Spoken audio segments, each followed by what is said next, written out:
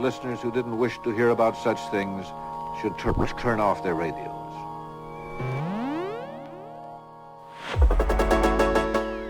You know, I heard an alleged fact about crystal balls recently that I think is so hilarious, but also relevant, especially this time of year when everybody's trying to predict what the next 12 months is actually going to do. Apparently, whenever you're not using your crystal ball, you've got to keep it covered because, as it turns out, a crystal ball's most magical feature lies not in its soothsaying, but rather in its ability to focus sunlight into a beam that can burn down your house. The moral of this story? When it comes to the future, a word of caution is always in order. And predictions, especially when they're about technology, are really no different. Because on the one hand, certainly there's value in identifying trends, sharing insights, putting a few bets on the table every year. But if we take them too seriously, it always ends in disaster, so you gotta tread lightly. There are some prominent forces that will profoundly shape tech over the next 12 months and beyond when you look at what's actually happening under the hood. And understanding these forces will provide something of a framework for this year's predictions. So, before we get into the actual predictions, let's unpack the four forces that are shaping big tech, the fingers in the clay, if you will. If we can understand what these forces are, you start to understand why tech looks the way that it does, and then predictions actually become pretty straightforward, at least most of the time. So this video will unpack those forces, and then I'm going to release 7 more videos, one for each of this year's 7 predictions over the next week or so. So be sure to hit subscribe, and let's get to it. The first finger in the clay that's shaping big tech this year is the race for the Superapp. You know, back in 2014, my company Rain worked with the Chinese internet company Alibaba when they went public.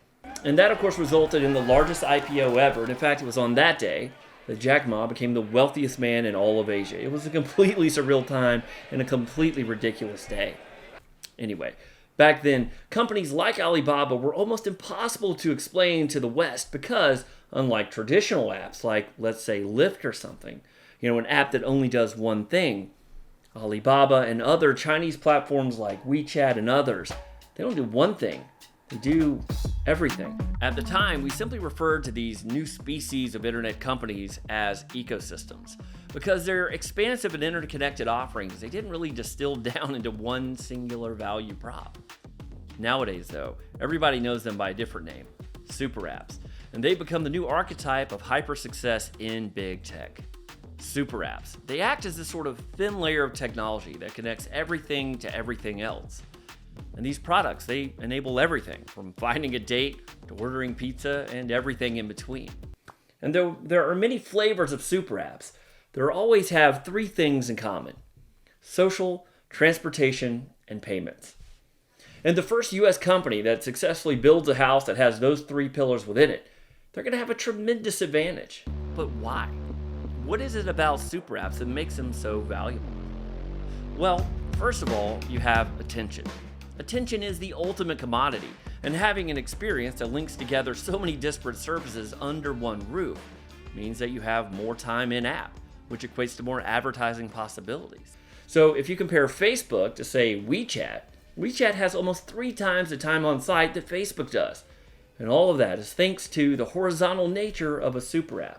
It's hugely valuable.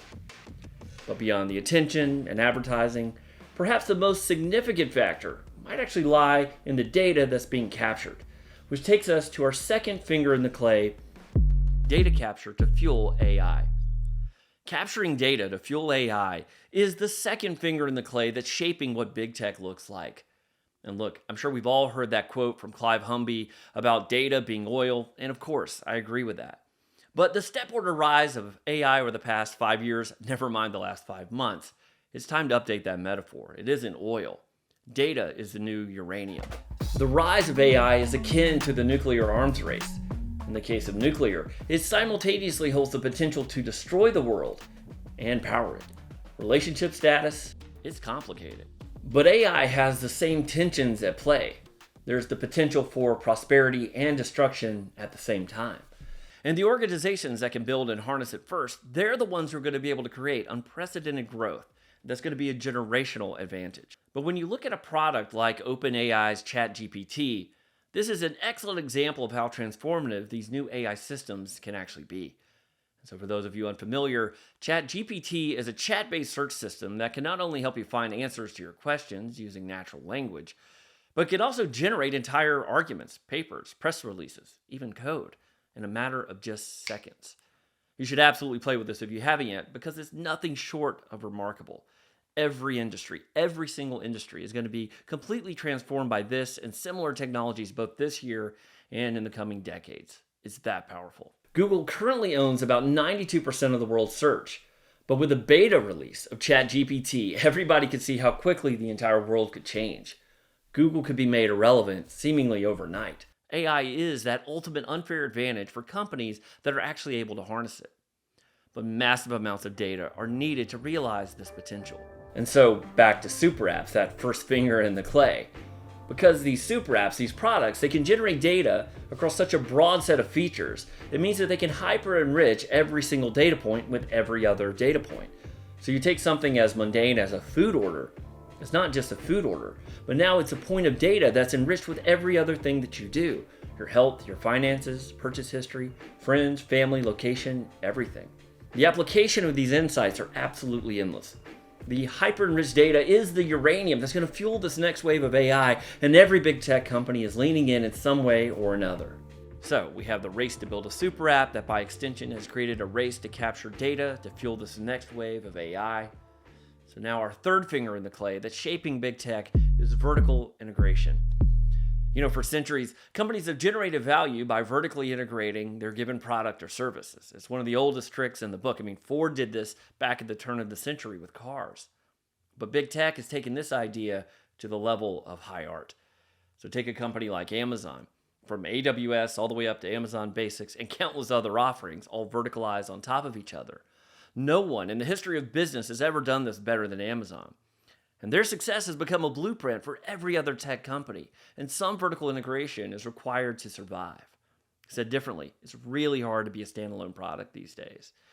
And so knowing this, there are several acquisitions and native features that we can expect over the next few months, but more on this in the coming videos. Which leads us to our fourth and final finger in the clay, governmental regulation. Over the past 3 years, accelerated by the pandemic and global pressures, big tech has come under more scrutiny than ever before. And before we get into this, it's worth noting here that my desktop picture is literally a picture of Mark Zuckerberg sitting on a booster chair before Congress. So good. Jokes aside though, big tech will be broken up, but it's going to take a little bit of time. This final finger in the clay is causing every big tech company to create defensive strategies preemptively. Facebook, if you recall, of course, rebranded to Meta to obfuscate their business dynamic. At the same time, Apple's Tim Cook, of course, proclaimed that privacy is a human right, I believe, to position themselves away from companies like Facebook to a more defensible place. But there are countless examples of this, from Google's ad model to Amazon's recommendation engine to hundreds of other examples. The need for regulation has never been more evident and imminent. It's coming. And in my opinion, of all the fingers in the clay, this imminent threat of regulation could be the most significant factor for big tech both this year and the decade to come. Those are the forces. Those are the forces that are shaping big tech, the fingers in the clay. The race to create a super app, to increase attention and to diversify monetization potential, which also, of course, generates an enormous amount of data, and that data is the new uranium that's going to power the future of AI. And given the insane amount of progress we've seen this year alone, this is only going to accelerate. We also know that big tech is always looking to vertically integrate in some way or another. Similar to Amazon, Google, even Netflix, everybody in Silicon Valley is looking for some version of that.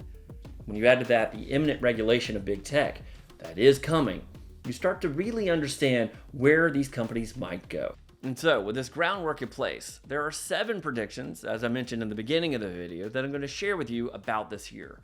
And I'm going to release those 7 videos later this week. So be sure to mosey on back, I guess. I don't know how to end YouTube videos. Like, subscribe, and all that jazz. See you on the next one.